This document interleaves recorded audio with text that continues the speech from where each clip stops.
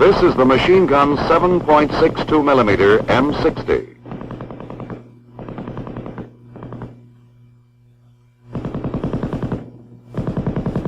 It is an automatic weapon.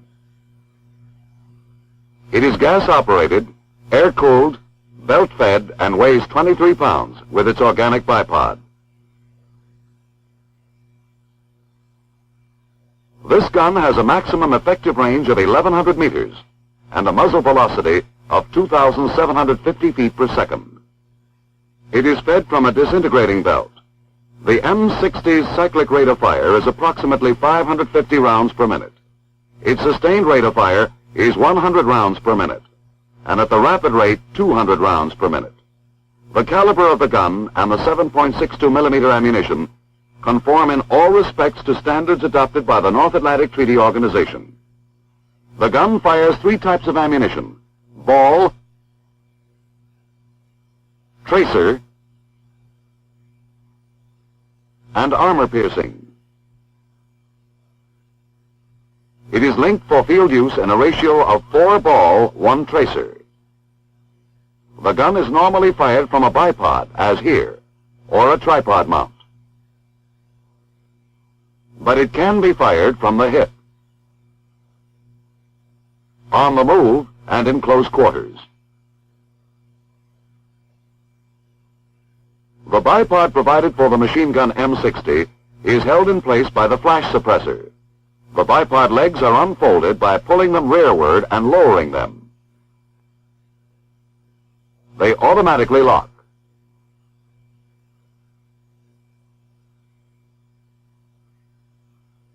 The bipod legs are extended by pulling down on the bipod feet.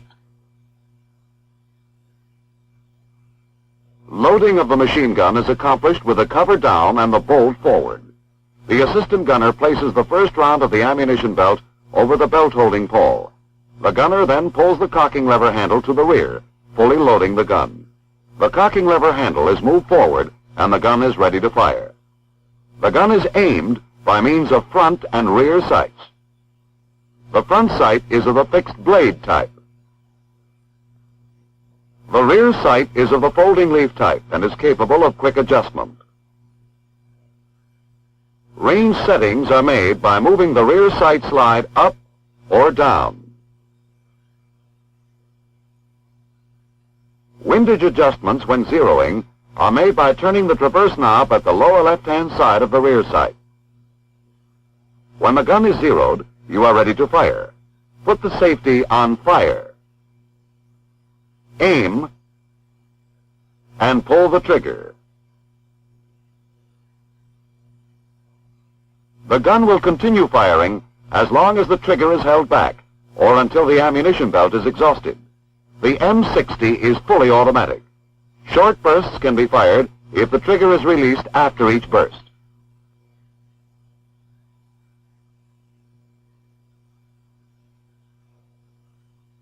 When the trigger is released, if the ammunition belt is not exhausted, the bolt will remain to the rear. With the bolt to the rear, the gun is cocked and ready to be fired.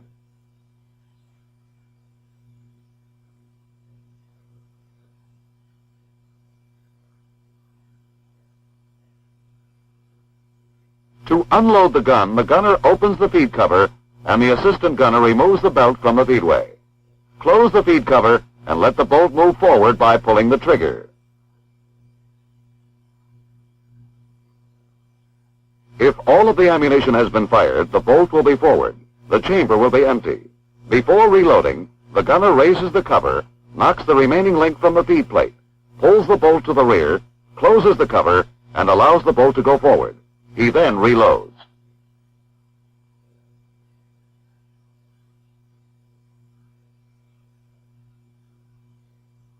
The tripod mount for the M60 allows controlled traverse and search by using the traversing and elevating hand wheels. Each gun has a spare barrel group. The barrel group should be changed after firing the sustained rate of fire for 10 minutes or the rapid rate of fire for 3 minutes. This will help prolong the life and maintain the accuracy of the barrel. To change the barrel, the gunner raises the barrel locking lever. The assistant gunner withdraws the barrel by grasping the bipod legs and inserts the new barrel into the receiver.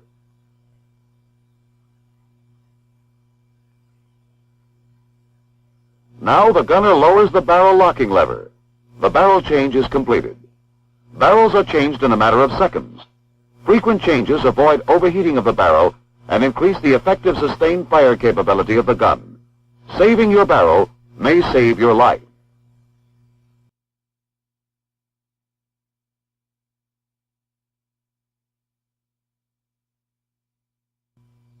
The machine gun breaks down into 6 groups for general disassembly in the field. Number 1, the buttstock group. Number 2, the buffer group, consisting of the buffer and the buffer locking plate. Number 3, the operating group, which includes the operating rod, the bolt, the operating rod drive spring, and the operating rod drive spring guide. Number 4, the trigger housing group, consisting of the trigger housing, the spring lock, and the front trigger housing holding pin. Number 5 is the barrel group, which includes the barrel socket, the barrel, the gas cylinder, the bipod, the flash suppressor, and the front sight. Number 6 is the receiver group,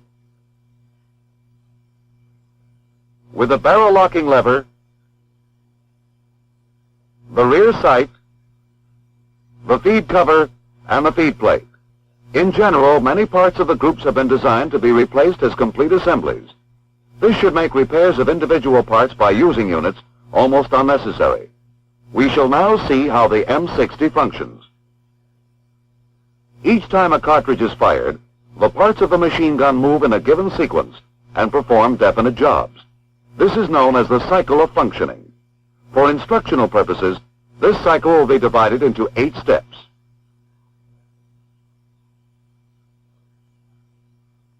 The first step is feeding, which is positioning the cartridge ready for chambering. The second step is chambering, the function of seating the round in the chamber. The third step is locking the bolt inside the barrel, thus holding the cartridge seated in the chamber so that gas pressure will be maintained in the barrel to propel the bullet. The fourth step is firing, ignition of the primer of the cartridge in the chamber. Step 5 is unlocking the bolt from the barrel. Step 6 is extraction of the empty cartridge case from the chamber. In Step 7, the empty cartridge case is ejected from the gun. And Step 8 is cocking. These 8 functions happen one after another and so rapidly as to be almost simultaneous. The cyclic rate of fire of the M60 machine gun is approximately 550 rounds per minute. This means that a bullet leaves the muzzle each tenth of a second while the gun is being fired. With the help of an oversized model, we'll be able to see exactly what goes on inside the gun. In this film, the functions of the gun will be demonstrated step by step. But remember, in actuality, these occur very fast and overlap each other. This is the belt holding pawl on the feed plate. Feeding begins when the first round is positioned over the pawl. The purpose of the pawl is to prevent the rounds from falling out of the feedway.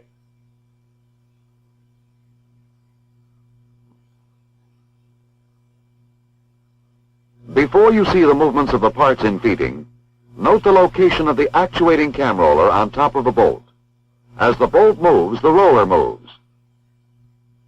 As the bolt is moved rearward, the actuating cam roller moving in the feed cam forces the feed cam to move to the left, and the feed cam lever and belt feed pawls to move to the right.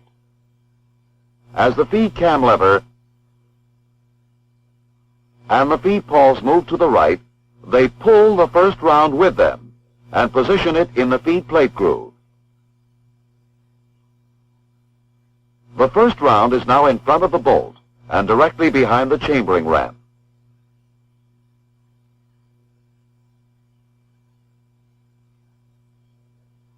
The bolt is carried forward by the operating rod. The actuating cam roller now moves the feed cam to the right. This moves the belt feed pawls to the left.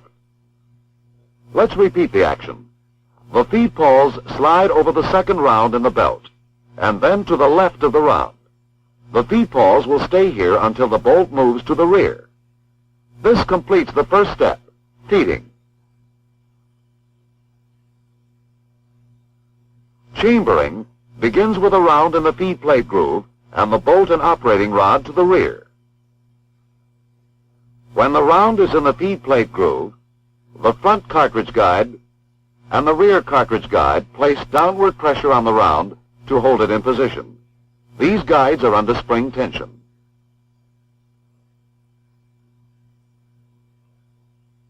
The rear end of the front cartridge guide will block the forward movement of the belt link. To chamber a round, the trigger must be pulled. First, though, let's see how the trigger and sear operate. When the safety is placed in the safe position and the trigger pulled, it will prevent the rear of the sear from pivoting downward.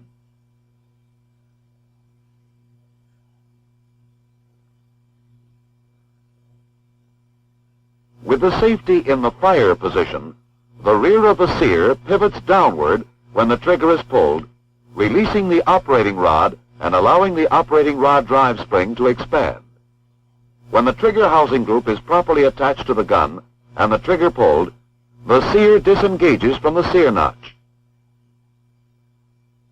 The operating rod, driven by its expanding spring, starts forward.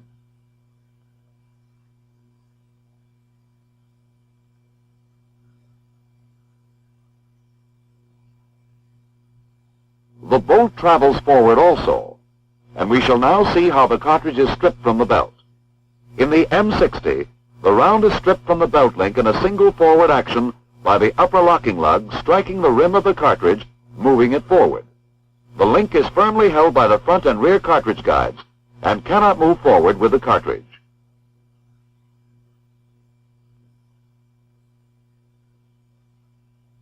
The nose of the round is guided down into the chamber by the chambering ramps.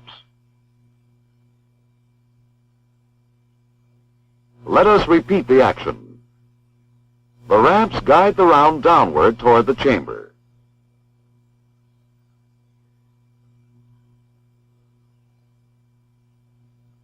The bolt locking lugs now contact the curved surfaces of the barrel socket. The bolt starts to rotate clockwise. The extractor engages the rim of the cartridge. Chambering is completed. Locking began with chambering. As the parts move forward, the operating rod yoke engaged in the bolt camming slot aids in rotating the bolt in a clockwise direction. The locking lugs engage the locking recesses of the barrel socket. Locking is completed. The next step is firing. The forward movement of the operating rod carries the firing pin forward. The firing pin strikes the primer of the cartridge and ignites the round. Firing has been accomplished. The expanding gases propel the bullet through the barrel. When the bullet passes the gas cylinder port, gas moves from the barrel through the gas port into the gas cylinder. Here it enters the piston through the ports in the collecting ring. The gas expands and forces the piston to the rear. The piston strikes the operating rod and begins the rearward movements of the operating parts. The expanding gas moves through the front gas cylinder nut in the gas cylinder extension. Excess gas escapes at the bleeder hole.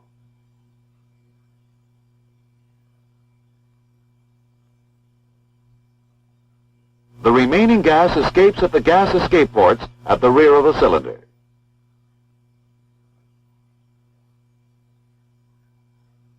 Unlocking begins with the rearward movement of the operating rod.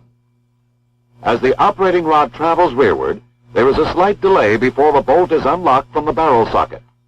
Here is why. The operating rod has a short period of free travel. As the camming yoke passes through the straight portion of the bolt camming slot. When the camming yoke reaches the curved portion of the bolt camming slot, it forces the bolt to rotate in a counterclockwise direction.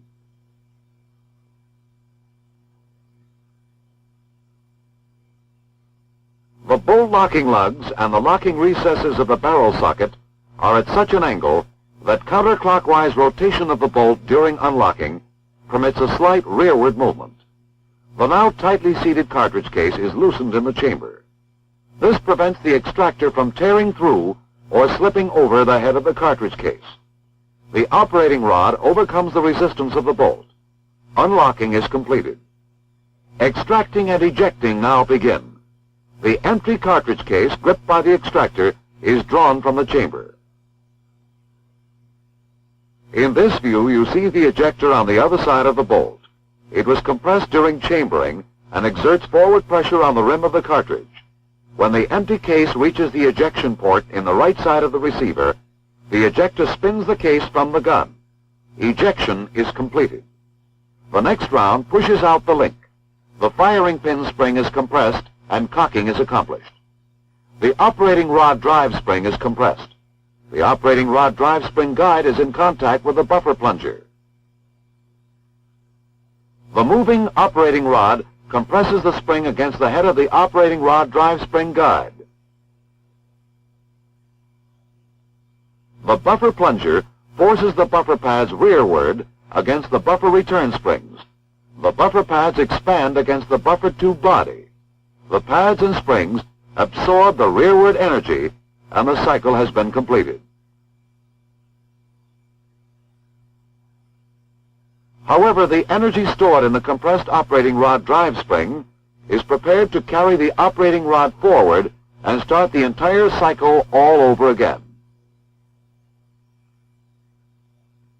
The M60 will fire automatically as long as the trigger is held to the rear. When the trigger is released, the rear end of the sear pivots upward and engages the sear notch in the operating rod, and fire ceases. The gun has been automatically cocked. The bolt has remained to the rear and is ready to begin the forward movement of the cycle. A round is ready to be chambered.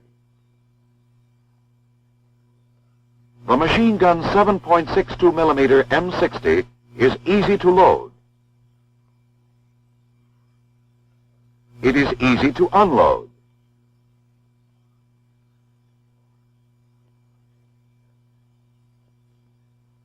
It is a gas-operated, air-cooled, and belt-fed machine gun that performs its 8 necessary functions in very nearly simultaneous actions.